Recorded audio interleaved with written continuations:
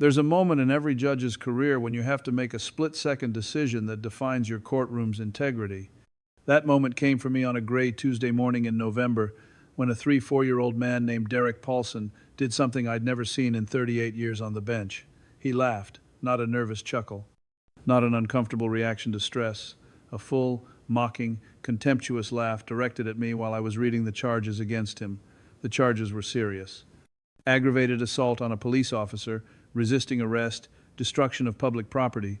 Officer Maria Santos had responded to a domestic disturbance call at Derek's apartment. When she attempted to de-escalate the situation, Derek punched her in the face, breaking her nose and fracturing her cheekbone. Then he threw her radio through a window, destroyed her body camera, and tried to flee. It took 3 additional officers to restrain him. Officer Santos spent 2 days in the hospital and would need reconstructive surgery on her cheekbone. She was a 7-year veteran of the Providence Police Department, a single mother of 2 young girls, and by all accounts, one of the most compassionate and professional officers on the force.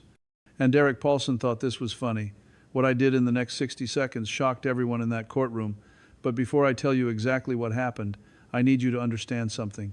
If you believe that courtrooms must be places of respect, that judges cannot allow mockery of the judicial process, that some behavior demands immediate and severe consequences, hit that subscribe button right now.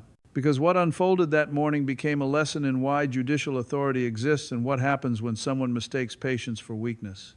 Derek Paulson had been in my courtroom before, 3 prior appearances over the past 5 years, each time for escalating offenses. First, disorderly conduct, then assault and battery, then destruction of property. Each time, he'd received relatively lenient sentences because his attorney had successfully argued for second chances, anger management programs, probation. Each time, Derek had walked out smirking like he'd beaten the system. Each time, he'd reoffended within months.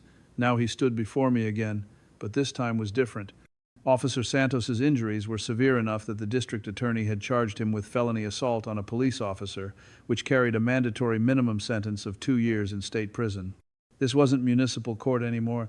This was serious criminal court, and I was presiding over the arraignment before the case moved forward to Superior Court. Mr. Paulson, I began reading from the file. You're charged with aggravated assault on a police officer, specifically Officer Maria Santos of the Providence Police Department. On the evening of November 8th, Officer Santos responded to a domestic disturbance call at your residence. According to the police report and witness statements, when Officer Santos attempted to speak with you, you struck her in the face with a closed fist, breaking her nose and fracturing her cheekbone. You then destroyed her radio and body camera and attempted to flee. How do you plead? His public defender, a young attorney named Robert Mills, stood up immediately. Your Honor, my client pleads not guilty. We believe that's when it happened. Derek Paulson laughed, not quietly, loud enough that everyone in the courtroom heard it.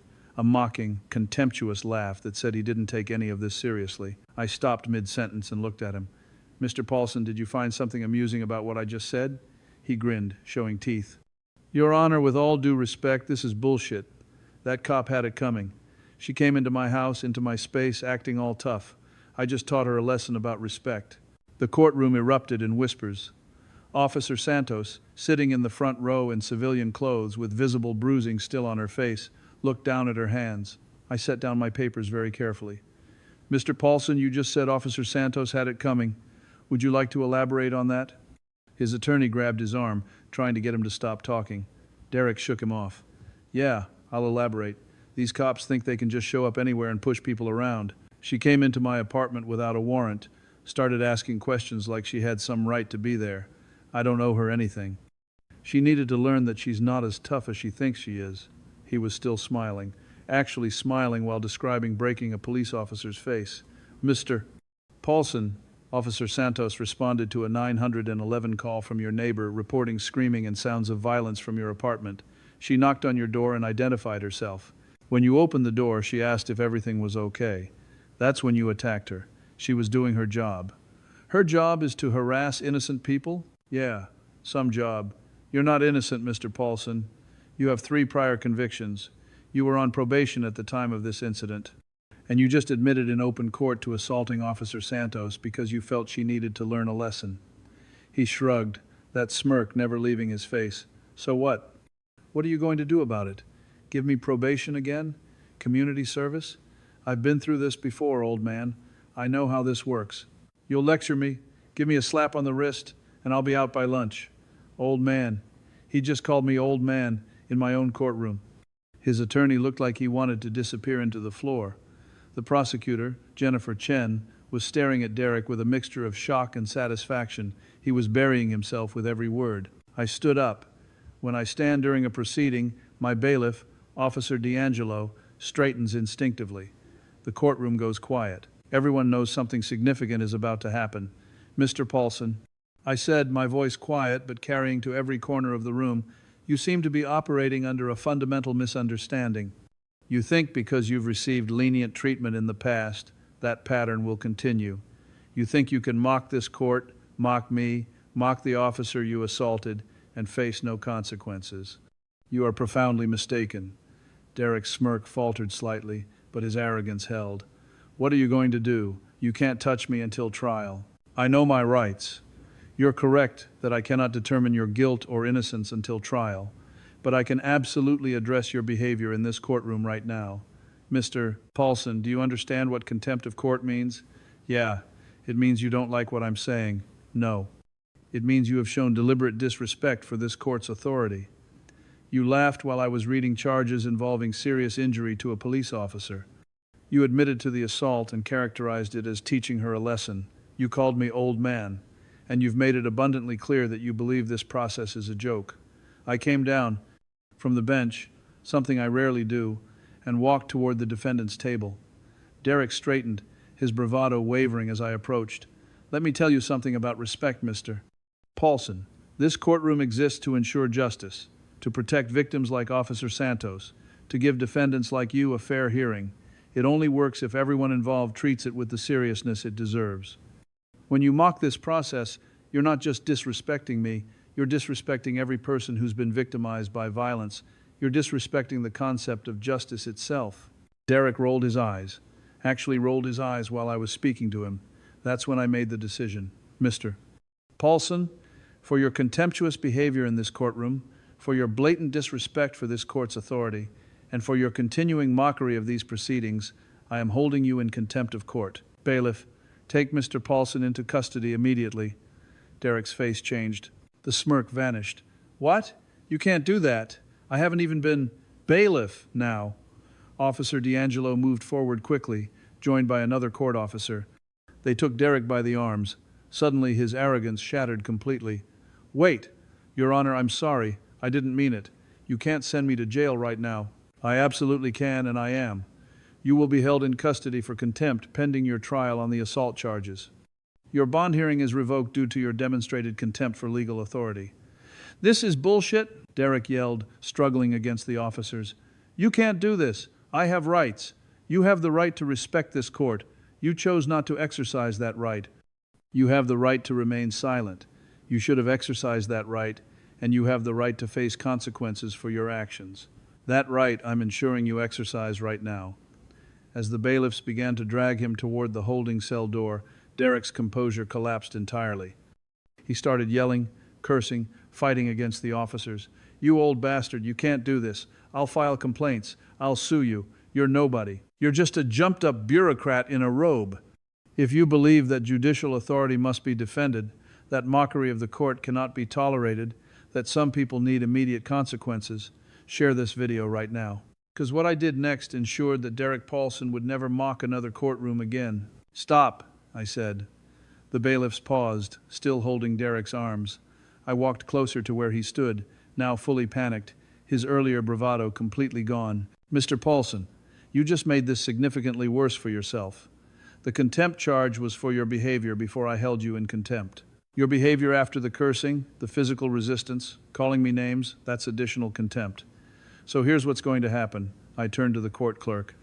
Miss Reyes, note for the record that Mr. Paulson is being held in contempt of court on 2 separate counts.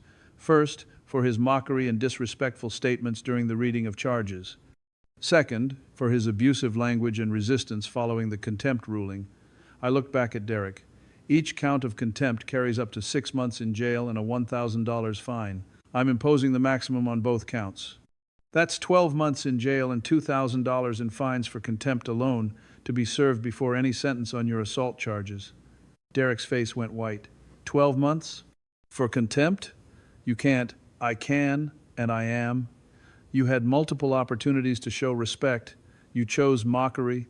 You had the opportunity to remain silent after I held you in contempt. You chose to curse at me and resist the bailiffs. These are choices, Mr. Paulson, and choices have consequences. His public defender finally found his voice.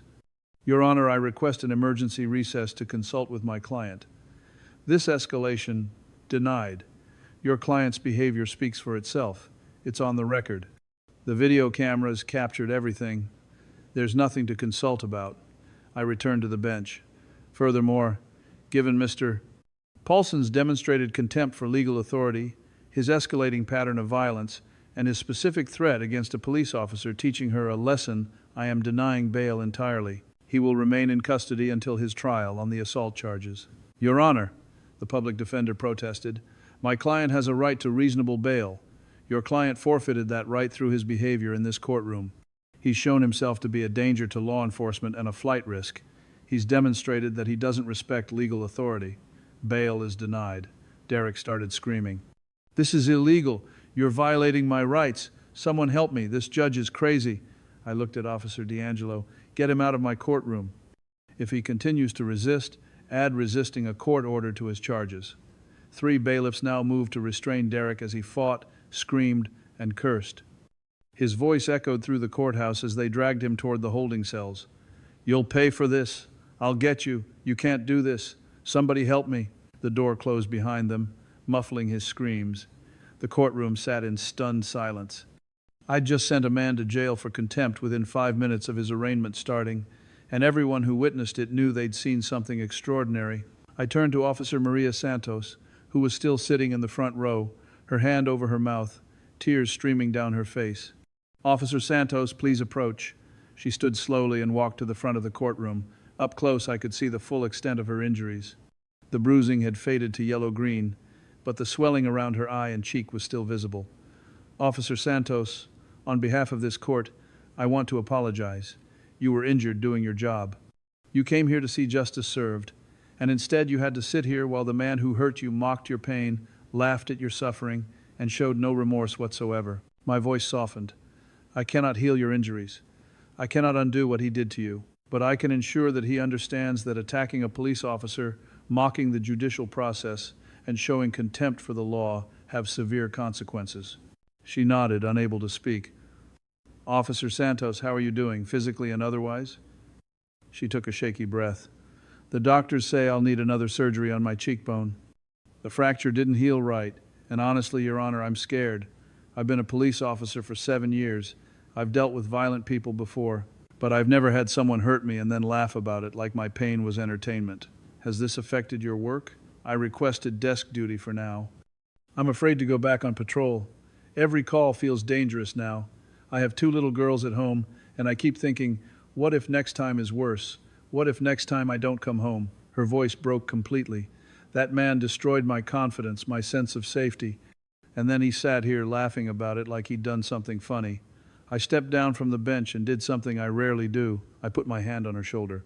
"Officer Santos, Derek Paulson is going to spend at least 12 months in jail for contempt, and when he goes to trial for what he did to you, the prosecutor will make sure the jury hears about his behavior in this courtroom. His mockery, his laughter, his complete lack of remorse. It will bury him. Thank you, Your Honor. Thank you for seeing what he did. Thank you for not letting him get away with it. You protect this community every day. The least I can do is protect the dignity of the process that's supposed to deliver you justice." She returned to her seat and I addressed the entire courtroom. "Let me say something to everyone here. What you witnessed this morning is rare. In 38 years, I've held perhaps a dozen people in contempt. I don't do it lightly. I don't do it because I'm offended or because someone hurt my feelings. I do it because the judicial system only functions if people respect it." I paused, making sure everyone was listening. Derek Paulson came into this courtroom believing that mocking the process, laughing at his victim's pain, and showing contempt for legal authority would have no consequences. He believed that because in the past the system showed him leniency, it would continue to do so no matter how he behaved. He was wrong. This courtroom is not a stage for his arrogance. It's not a place where he gets to mock police officers who risk their lives serving this community. It's not a place where contempt for justice is tolerated when someone crosses the line as blatantly as Mr. Paulson did this morning. Swift and certain consequences are not just appropriate, they're necessary. I looked at the prosecutor. Miss Chen, when this case goes to trial, I want a full report on Mr. Paulson's behavior today entered into evidence. I want the jury to see who they're dealing with. Someone who attacks police officers and then laughs about it. Someone who thinks the legal system is a game he can manipulate. Absolutely, Your Honor. His behavior today will be central to our case. I sat back down. This court is in recess for 15 minutes. The gavel fell. As people filed out, I could hear the whispers, the shock, the satisfaction in the voices of those who'd watched justice served immediately and decisively. Officer D'Angelo approached the bench. Judge, I've been your bailiff for 20 years. I've never seen you move that fast or that decisively. That guy had no idea what hit him. Vincent, I've spent 38 years trying to give people chances, but when someone comes into my courtroom and spits on the concept of justice itself, when they mock a victim's suffering, when they make it clear they have absolute contempt for the process, I'm not going to sit here and let it continue. Derek Paulson needed to learn that there are still places where arrogance and mockery have immediate consequences. Today he learned that lesson. 3 weeks later, I received a letter from the Rhode Island Police Officers Association. Dear Judge Caprio, on behalf of the 2,400 police officers in Rhode Island, we want to thank you for your decisive action in the Derek Paulson contempt case. Your defense of Officer Santos and your unwillingness to tolerate mockery of the judicial process has been noted and deeply appreciated by every officer who puts on a uniform and risks their safety to serve the public. We deal with people like Derek Paulson regularly, individuals who believe that disrespecting authority, attacking officers, and mocking the system will have no real consequences.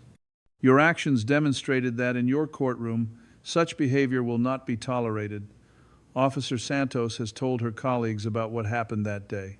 She said watching you stand up for her, seeing you refuse to tolerate Paulson's mockery, gave her strength to continue her recovery and eventually return to duty. You reminded her why she became a police officer, because the system, when it works properly, protects those who protect others. Thank you for your service, your integrity, and your unwavering commitment to justice. Respectfully, Colonel James Manny, President, Rhode Island Police Officers Association. I kept that letter. 4 months after the contempt ruling, Derek Paulson went to trial for assaulting Officer Santos. The jury saw the body camera footage from other officers who responded to the scene. They heard testimony about his prior record. They saw medical reports detailing Officer Santos's injuries. And they watched video from my courtroom showing Derek laughing, mocking, showing absolute contempt for the process and his victim. The jury deliberated for 40 minutes. Guilty on all counts. The judge at his sentencing hearing, Judge Patricia Matthews from Superior Court, imposed the maximum sentence allowed by law. 5 years in state prison for aggravated assault on a police officer, to be served consecutively after his 12 months for contempt. Derek Paulson would spend the next 6 years behind bars, and Judge Matthews made sure he understood why. Mr. Paulson, Judge Matthews said at sentencing, Judge Caprio's contempt ruling is part of your record now. It shows a pattern of contempt for authority, for law enforcement, for the judicial process. It demonstrates that you believe you're above consequences. Your behavior in his courtroom revealed your character more clearly than any evidence at trial. You laughed at Officer Santos's pain. You mocked the system designed to hold you accountable. And now you're going to spend 6 years learning that actions have consequences. 8 months into his sentence, I received another letter, this time from Derek Paulson himself. Your Honor, I'm writing this from my cell at the ACI. I've been here for 8 months now. I have 5 years and 4 months left. Every day is the same. I wake up when they tell me.